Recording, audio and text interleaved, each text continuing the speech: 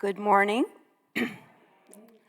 My name is Evelyn Seidman, and I'm a member of the Board of Trustees. And we're glad you're with us this morning at the First Unitarian Church of Oakland.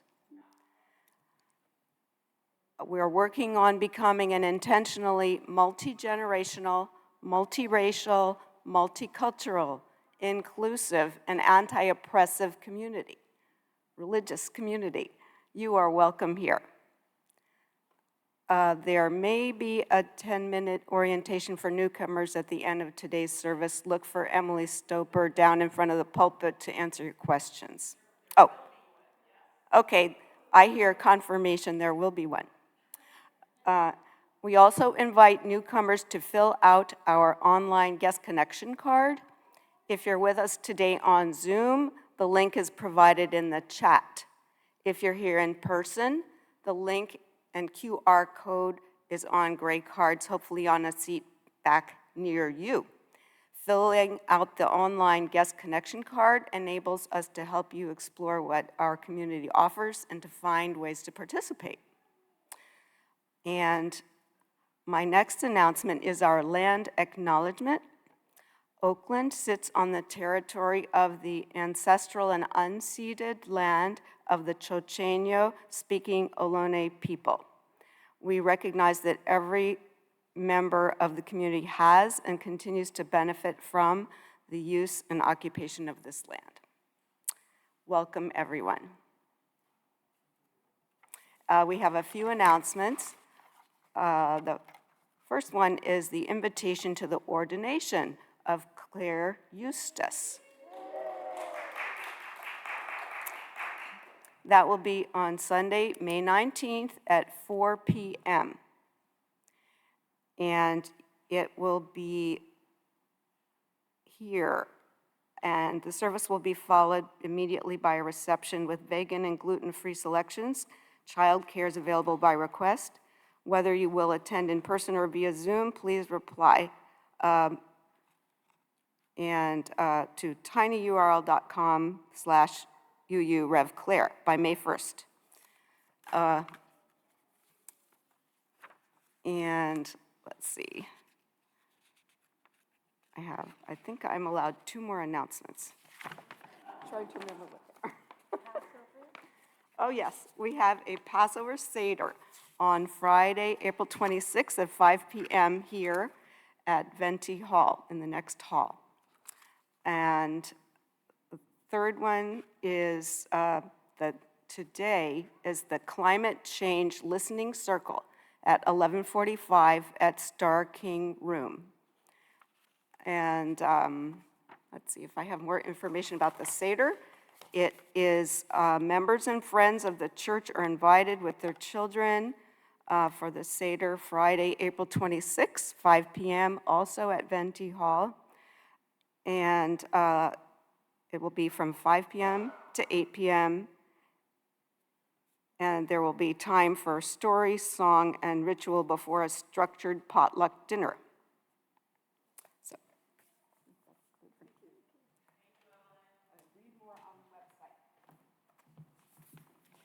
Greetings, Earthlings. Happy Earth Day. Yes. I'm Corliss Smith. I'm the worship associate for today.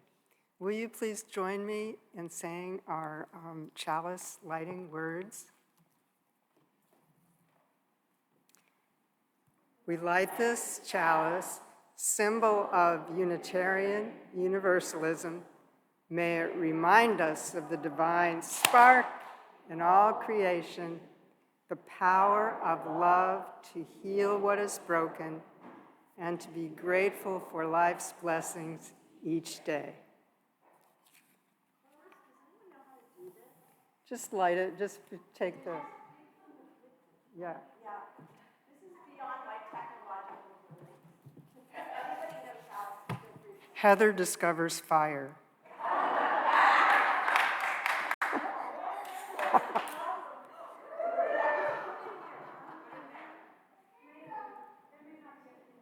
There is. Pick it up. Hey. Good, good. There's more. Yeah. We have a peace candle with the quotation from Albert Schweitzer. Until he extends the circle of his compassion to all living things, man cannot himself find peace. And let us say together, peace is possible. And we have a Black Lives Matter candle with a quotation from Abhijit Naskar from his poetry book, 100 Demilitarization Sonnets. I'm sure you'll want to read all 100 of them. The only way America could be considered a civilized nation is if we embrace and celebrate our identity as an integrated society. Otherwise, everything about America screams savagery. Let's say together, Black Lives Matter. And so I invite you in one voice to say, come, let us worship together.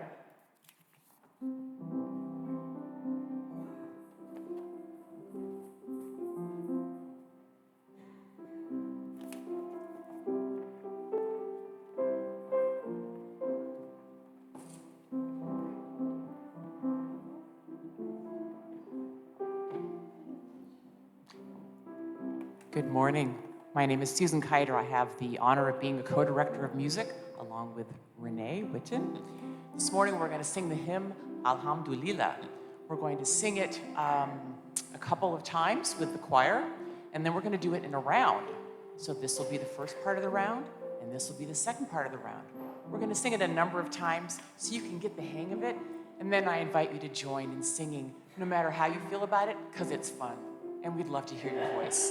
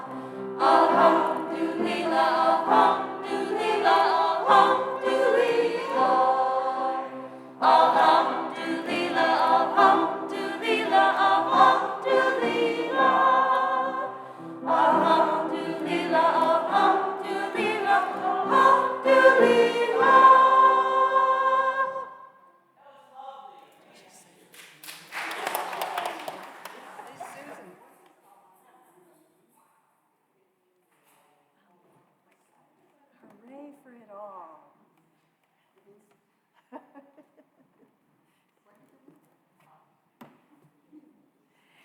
Alhamdulillah is kind of like a big alleluia in a way. It means like hooray for it all. A Muslim once told me that the word humped is a root word for like gratitude, and like the grasshopper and the leaf of grass and the sun all sing humped, humped, this incredible gratitude for the universe. Anyway, that was just random. Do we have any young people here for the story? So you're welcome to come down for the story, or you're welcome to stay there. It turns out that I didn't bring the book, so all the pictures are on the slide. So do you want to stay with your mom and dad, or do you want to come sit on the floor? Okay, great. Okay, this is a book called Harry and the Terrible What's-It, and will you go back to the cover? Because I want you to notice the clues in the cover. We're talking a little bit about courage, and when you talk about courage, you talk about being scared and things that are a little bit scary. Do you see anything scary there? Yeah. And we're going to talk a little bit about how we fight back against things that are scary. There's a little violence in this, but it's against the fear, actually. So let's switch to the next one. I knew there was something terrible down in the cellar. I just knew because the cellar was dark and damp and it smelled. Don't go down there, I told my mother. Why, she said. There's something terrible down there. I have to go down to the cellar. We need a jar of pickles, she said. And so we're going to go to the next page. I waited and waited at the cellar door. She never came back up. Next page. Someone had to do something. So I took a broom and went down the cellar steps. It was very black and gloomy, and it smelled. I know there's something here, I called out. What did you do with my mother? Then I saw it. Okay, let's look. What is it? A double-headed, three-clawed what's-it? It was hiding behind the furnace. Okay, next page. Where is my mother, I asked it. The last time I saw your mother, the what's-it said, she was over by the pickle jars, runt. Next page.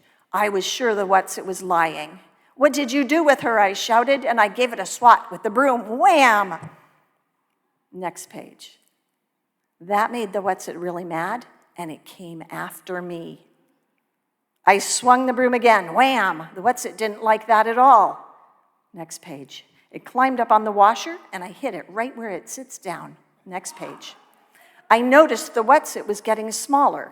Next page. And when I turned its tail, it got even smaller. Now the what's-it was down to my size. Next page. Okay. You better tell me what you did with my mother, I said. Kid, you're crazy, the what's-it answered, and one of the heads made a face at me.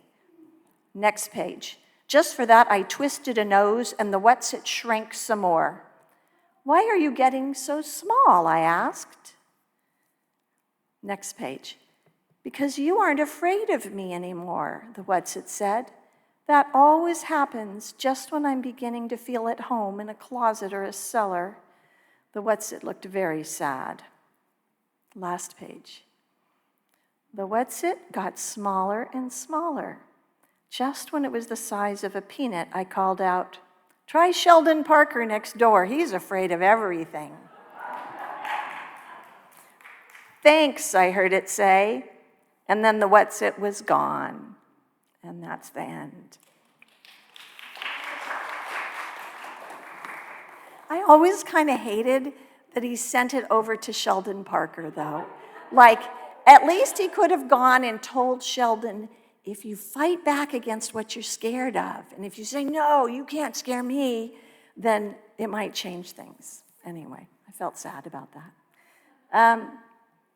So we're going to sing the young people out with Go Now in Peace. Go, the Spirit of love surround you everywhere, everywhere you may go. Go now in peace, go now in peace. May the Spirit of love surround you everywhere, everywhere you may go.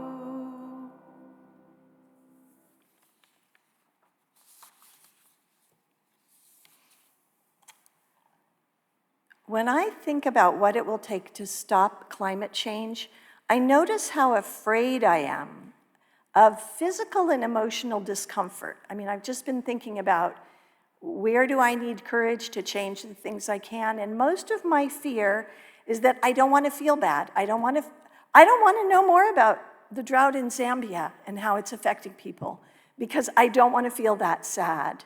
I'm afraid of how discouraged and powerless I felt in Sacramento last week, speaking in front of solar power and not knowing if it would make any difference. When I bought an electric car, I was afraid of spending all that money and not having enough for my retirement. But my friend Ma'an encouraged me to get the car sooner rather than later, and she came with me to the dealership to test drive a Bolt. When I took the overnight Greyhound from San Diego to Oakland because I don't fly anymore, I was afraid I wouldn't be able to sleep. I was afraid I'd be uncomfortable. I was afraid it would hurt my back to sit all night. My stepmother went online and bought 3 different overnight pillows for me to test out. That helped me be more courageous. The other thing that helped me was a website of stories of other people who don't fly anymore. I'm afraid of every time I dial the phone to call a voter. I'm afraid whenever I knock on doors to get out the vote in Bakersfield. Knowing that I'm doing it with Molly and Linda and other people who care helps encourage me. I'm afraid I won't have enough time to relax and just do nothing. There's so many things to be afraid of.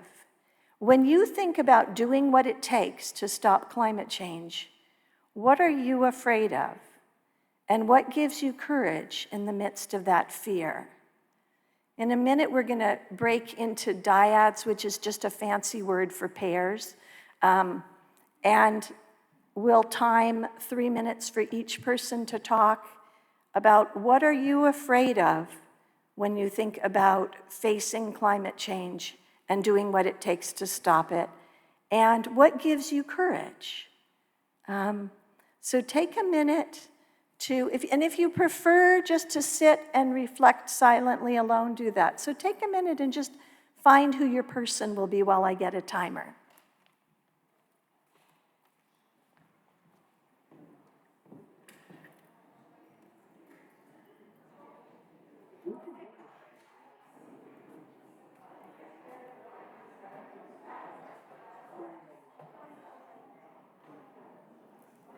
Decide who's going to talk first for 3 minutes and who's going to listen first.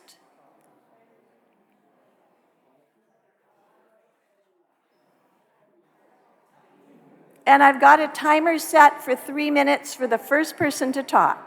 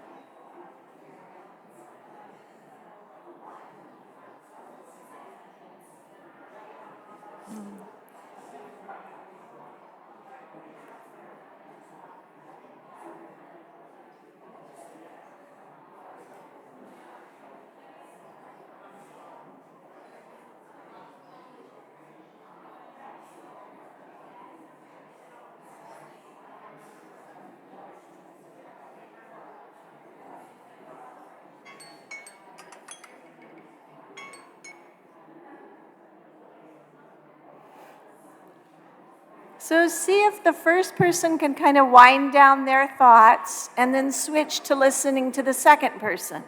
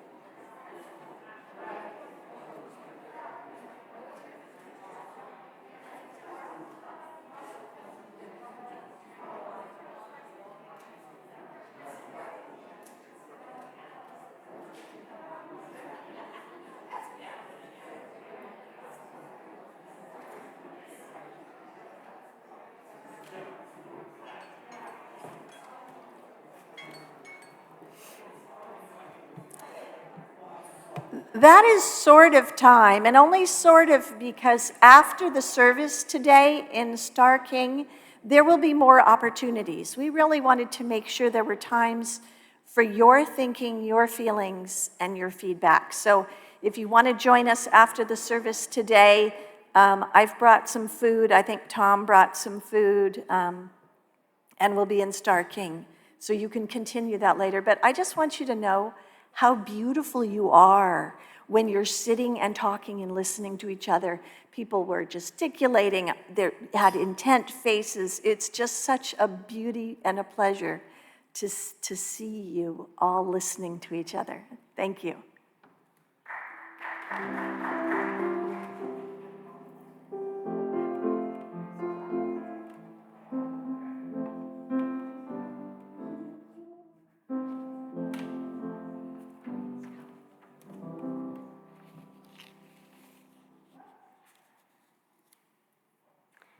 Today we're talking about courage. I think when I generally think about courage, I think of it as something really dramatic, like running into a burning building and rescuing somebody, or throwing yourself across a railroad track to save a child, or something else really dramatic. But in fact, there's another kind of courage. There are other kinds of courage that we can understand better by looking at the root of the word courage. It comes from the Latin word cor, C-O-R, and we see that descent in corazon and in cœur, which I can't pronounce because I don't have a great fancy French accent, but the word comes from heart. And when I think about my heart, what I'm most grateful for is that it keeps beating over and over and over again, day in, day out, all the time, until, of course, finally, it will stop. I'm going to call this kind of courage the courage to keep going, or perseverance. This is a much less showy kind of courage, less dramatic and noticeable, though it also comes from the heart. Maybe it's a deeper kind of courage. Let's consider a few examples. Did you know that when we heat the church, we use a number of big, huge boilers that are powered by gas? It's totally primitive. In an effort to make the church more energy efficient and to reduce our use of fossil fuels, a number of people have been working on converting from these boilers to heat pumps, which are powered by electricity, not by gas. I'm not going to explain how a heat pump works, but later on, Tom Smith and Tamara and Tom Hawk could explain it to you if you like. I can't mention that the federal government encourages the use of heat pumps by giving a tax credit for installing one. They're expensive. So, how do we get heat pumps for the church? It might seem easy, but it turns out to be a real odyssey, perhaps even an ordeal. Naturally, the Board of Trustees has to be consulted. They were, and they agreed to go forward. Then companies that install heat pumps have to be located, contacted, and invited to inspect the church and offer bids. These bids have to be carefully considered. Then a whole complicated labyrinth of financing has to be threaded. This has involved numerous meetings, letters, emails, and phone calls. The project started some time ago, so people have come and gone from it. It's hard to stick to something that seems to take so very long to bring about and involves a lot of tedium. Also to contend with is the feeling that nobody really cares. It's hard to get excited about heat pumps. So it's taken courage to stay on the heat pump project. The kind of courage that shows heart, because like the ever-beating heart, it just keeps going. So I want to especially appreciate Tom Smith and Tamara and Tom Haw and Patsy Wood, all of whom have had the courage to stay the course, to do the work required to make something happen that improves the health of the church and contributes to the health of our planet. The heat pump team, as I'll call it, is always open to other people participating, particularly if you know about financing. Could really use your help. Yeah. Well, in fact, there are a number of exemplars of this kind of quiet courage. Ron Weisberg has kept the Sunday potluck going and the Poetry Circle. Bill Blakely has kept us administratively alive for a year with enormous but quiet labor. Nicole Fitzhugh has led the board through a rough patch. Sarah Watts has brought order into the Worship Associates program by persistent work on process and communication. Clark Sanford has kept the website and other church communications alive. All of this took courage. And the amazing part is that I'm leaving out a lot of other people who have done equally courageous things through their persistence. Please know that you are greatly appreciated. And I highly recommend that you talk to Tom Smith or Tamara or Tom Ha about heat pumps. There might be a way you can plug into this courageous project.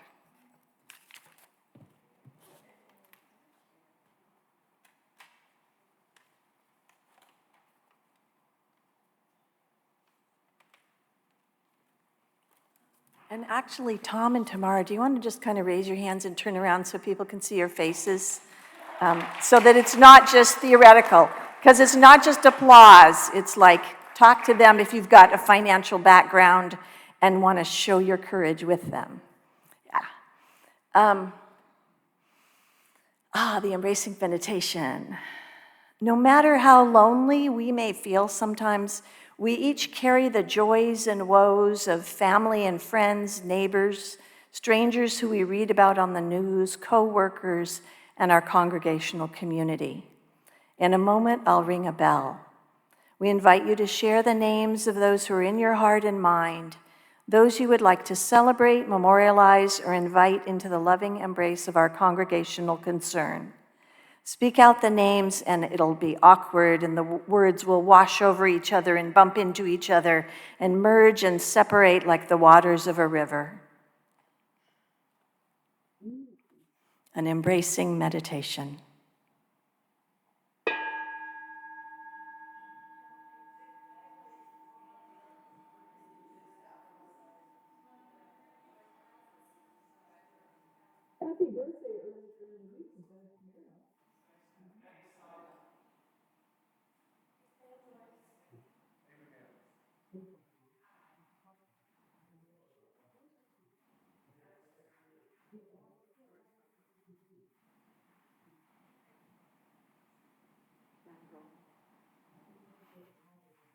For the names that have been spoken and those that remain in the silent sanctuary of our hearts, together we say, we hold them in our care.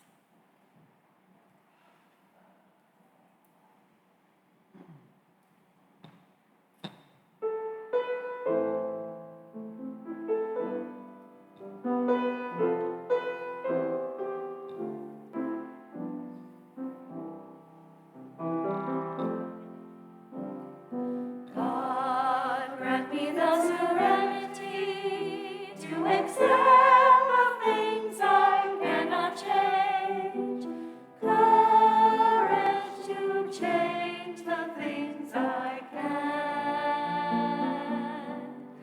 and the wisdom to know the difference.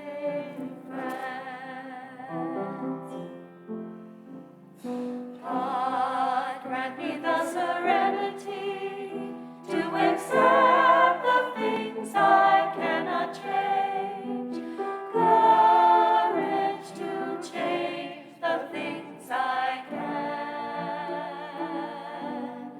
and the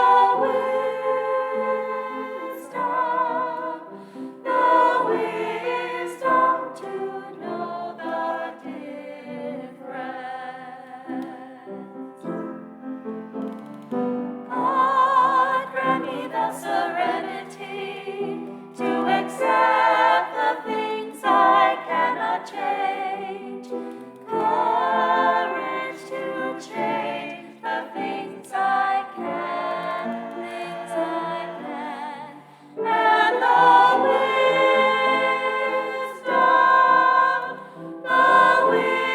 wisdom to know the difference. God, grant me the serenity to accept the things I cannot change, courage to change the things I can, and the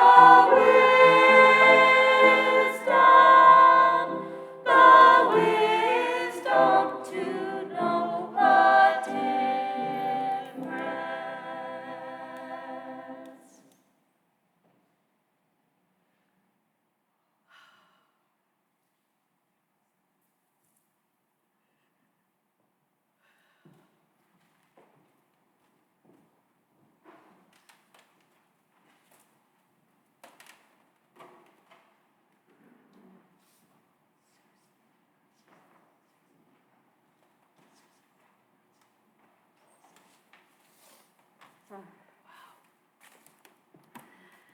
Thank you, Susan. Susan wrote that last week for us.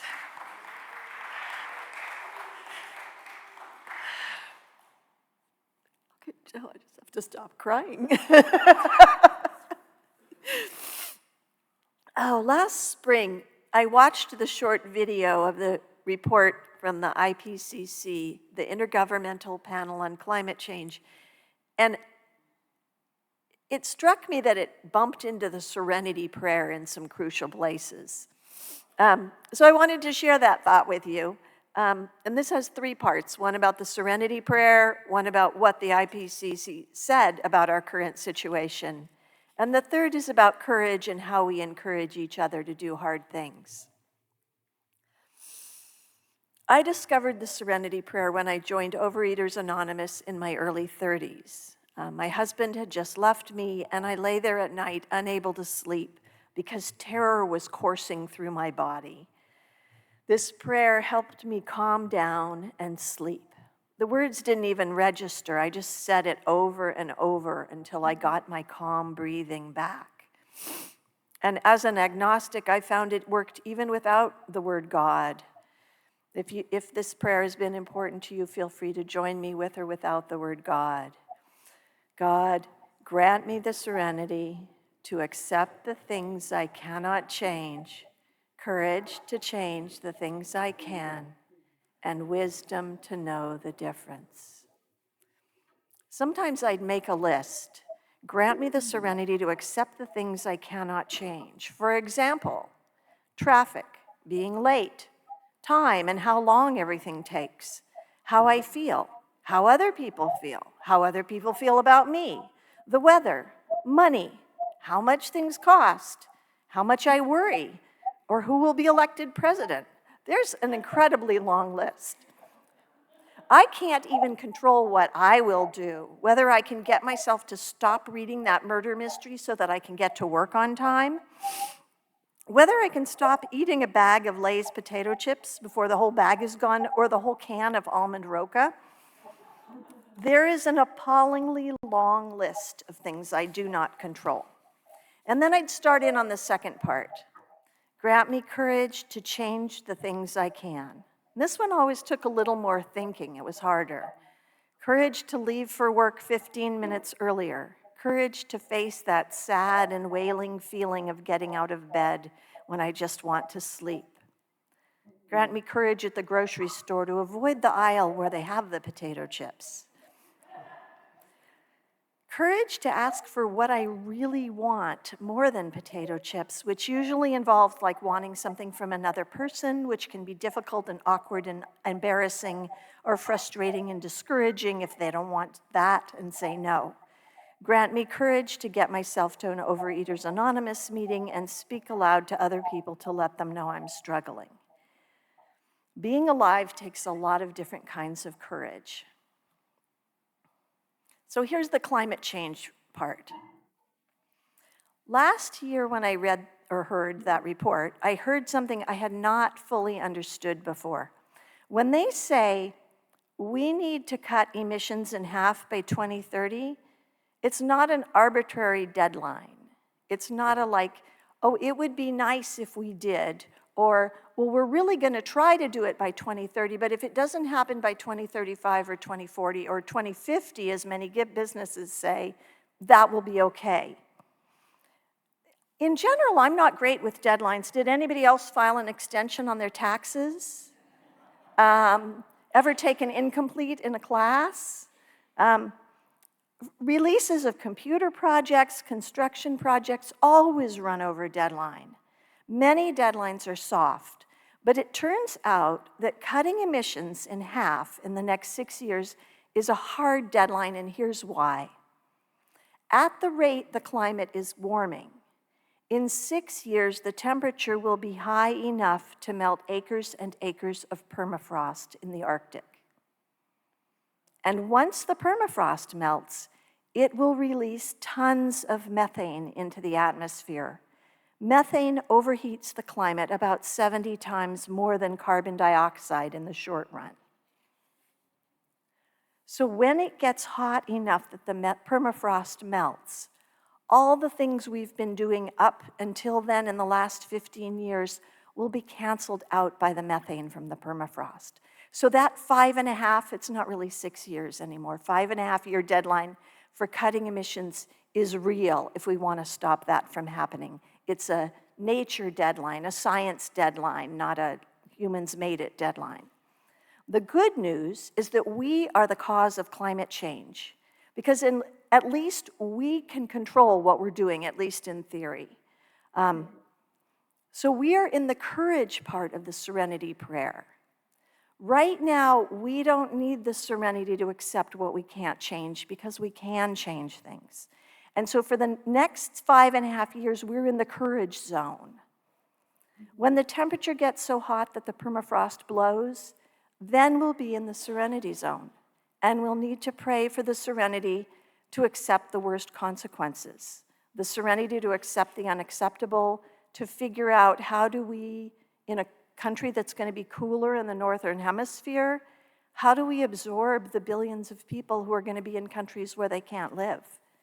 So right now, we can control whether we replace those 7 methane gas heaters at church with heat pumps, no matter how challenging or expensive it is.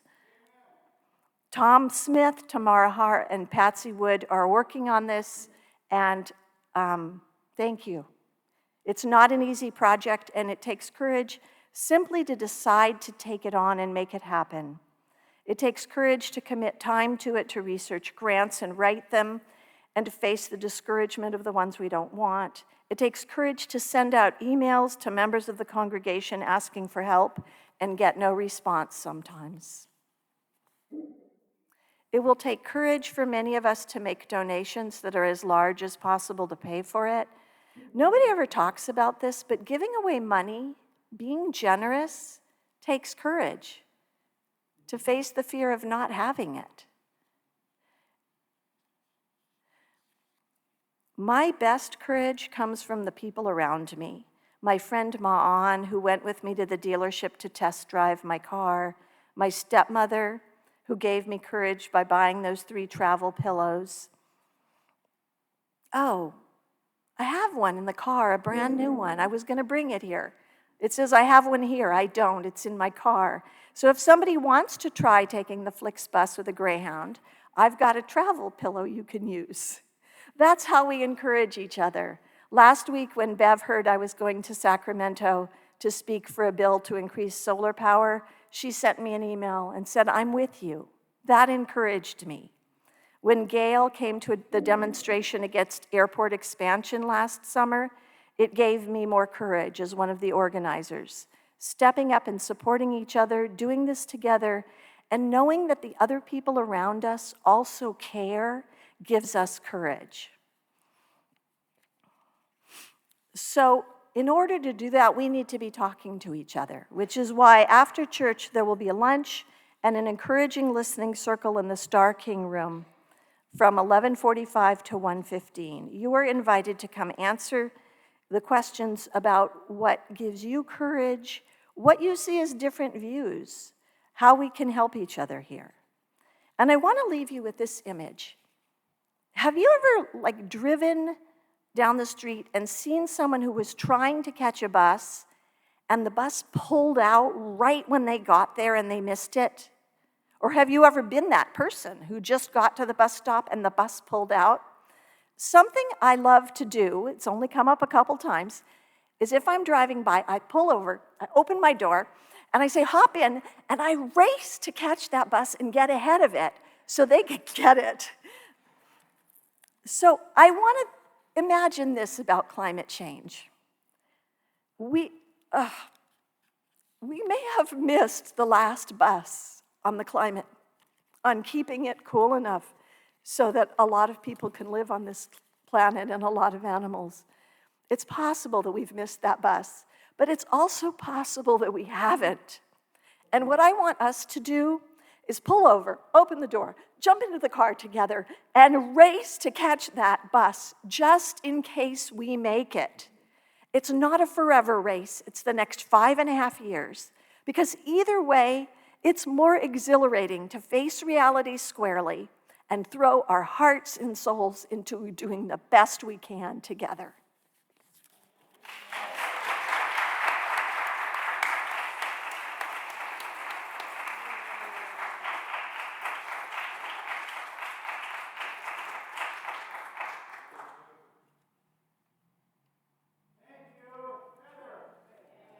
Thank you all. My source of courage.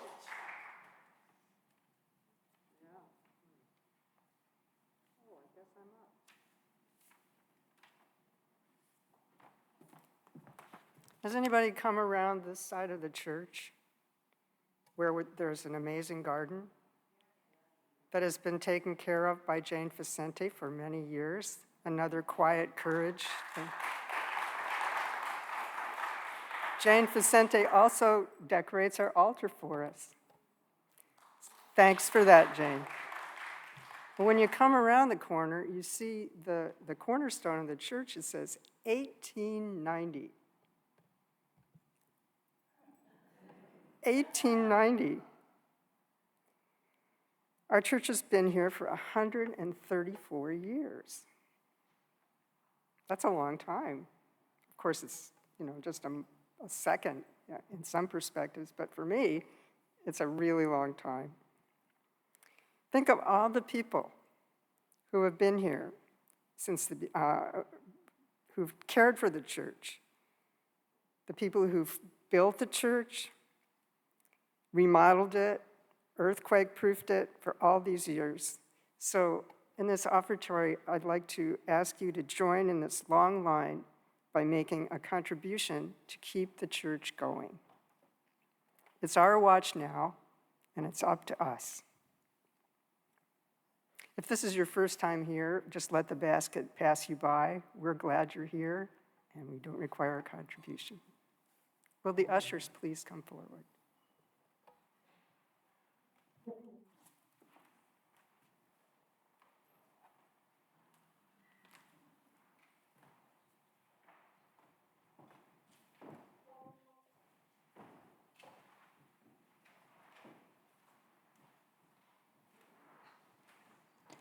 Hi, just wanted to let you know that the choir will be singing in Arabic today for the offertory, and just wanted to let you know what they're singing about.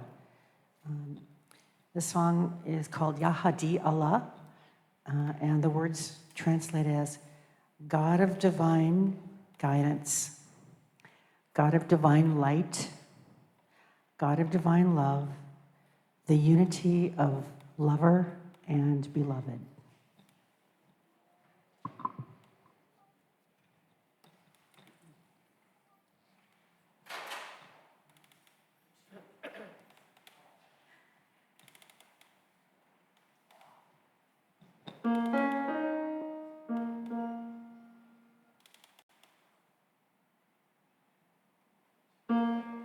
Ya Hadi Allah, Ya Nuri Allah, İşkallah, Mahmud Lillah, Mahmud Lillah. Ya Hadi Allah, Ya Nuri Allah, İşkallah, Mahmud Lillah. Mahmud Lillah, Mahmud Lillah, Ya Hadi Allah, Ya Nuri Allah, İşkallah, Mahmud Lillah, Mahmud Lillah. Ya Hadi Allah, Ya Nuri Allah, İşkallah, Mahmud Lillah. Mabudillah, Mabudillah, Ya Hadi Allah, Ya Nuri Allah, İşkallah, Mabudillah, Mabudillah. Ya Hadi Allah, Ya Nuri Allah, İşkallah, Mabudillah, Mabudillah, Mabudillah.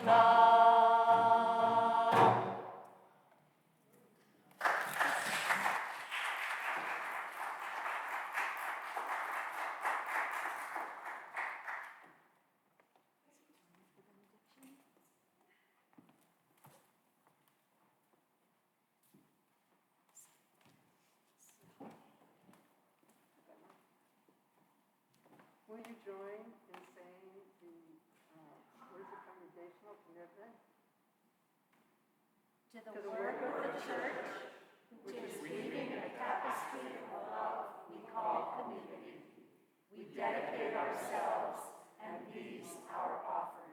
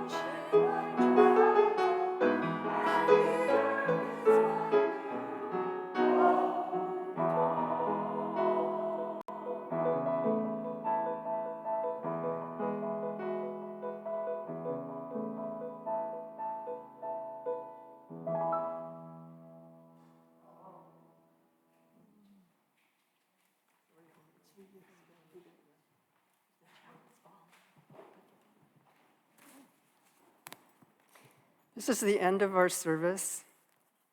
We hope that it's been a good experience for you and that you can take home some things that will feed your spirit. We're ending our service, but we're not ending the spirit or the love that goes with it. Oh, and please come to our conversation in the Star King room.